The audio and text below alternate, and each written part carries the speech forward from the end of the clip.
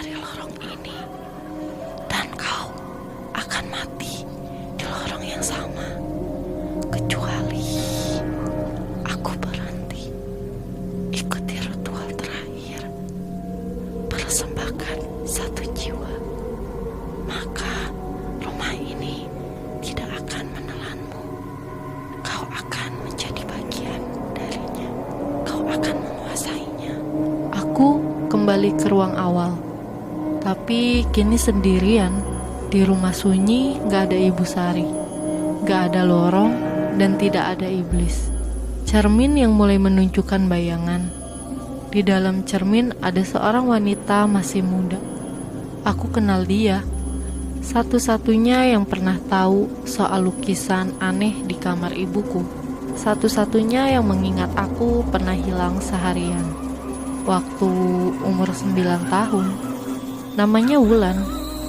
Dan di cermin itu dia terikat, matanya menangis, bibirnya berkata, "Jangan lakukan ini, Rangga." Dan di dinding rumah itu muncul ukiran, "Berikan yang tahu, maka kamu jadi yang ditunggu."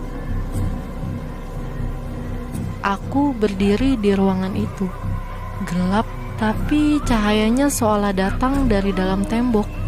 Dinding-dindingnya berdenyut, seakan rumah ini tuh bukan bangunan, tapi tubuh raksasa. Di depanku ada cermin besar yang masih memperlihatkan Wulan terikat, menangis, dan bibirnya penuh darah. Di tanganku ada pisau perak peninggalan kolonial, berat, dingin, dan terasa hidup. Jantungku berdetak keras. Pilihannya jelas, tikam Wulan, persembahkan dia sebagai jiwa yang tahu, dan aku akan menjadi penerus rumah ini. Hancurkan cermin dan bebaskan dia. Aku gemetaran, mulutku kering. "Rangga!" Suara Wulan dari cermin. "Kau bukan milik mereka. Rumah ini cuma tahu satu hal, bagaimana menipu sampai kau percaya itu pilihanmu sendiri." Tiba-tiba seluruh rumah bergetar. Dari bawah lantai terdengar jeritan, suara anak-anak, suara wanita, suara tangis yang diseret. Itu bukan suara masa lalu, itu suara mereka yang memilih kekuasaan. Mereka yang pernah juga seperti aku. Dinding rumah berbisik, Semua yang memilih kami tak pernah benar-benar keluar. Mereka hanya berubah wajah. suara ibuku kembali terdengar. Kau rumah ini akan darah. Ini bukan kau lagi.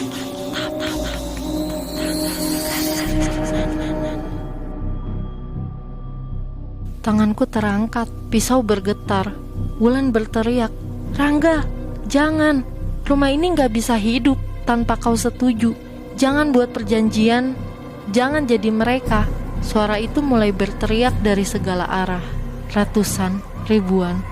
Suara aku sendiri di masa kecil, masa remaja. Suara-suara dari mimpi buruk yang tidak pernah ku mengerti. Dan aku menatap pisau itu. Aku sadar, perjanjian ini bukan antara aku dan rumah, tapi antara aku dan bagian tergelap dalam diriku sendiri.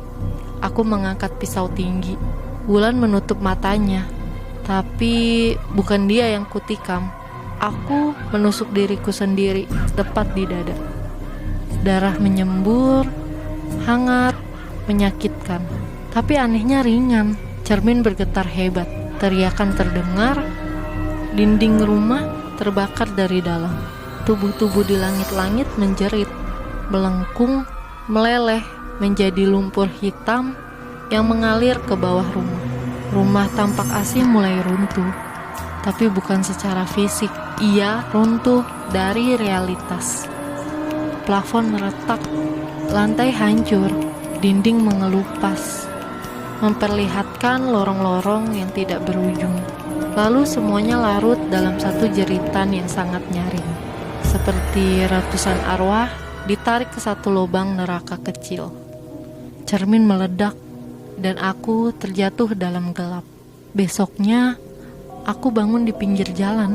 Pagi hari, dingin, sepi. Di belakangku gak ada rumah. Hanya ada ladang kosong dan tanah gersang. Tidak ada yang percaya ceritaku. Tidak ada yang mengingat tentang desa Gendingan itu. Bahkan, peta pun tidak menunjukkan lokasi itu. Dan Wulan tidak pernah ditemukan. Tapi di malam hari, di rumah kontrakanku, aku kadang mendengar suara piano dan suara ibuku. Rangga, tolong buka pintunya.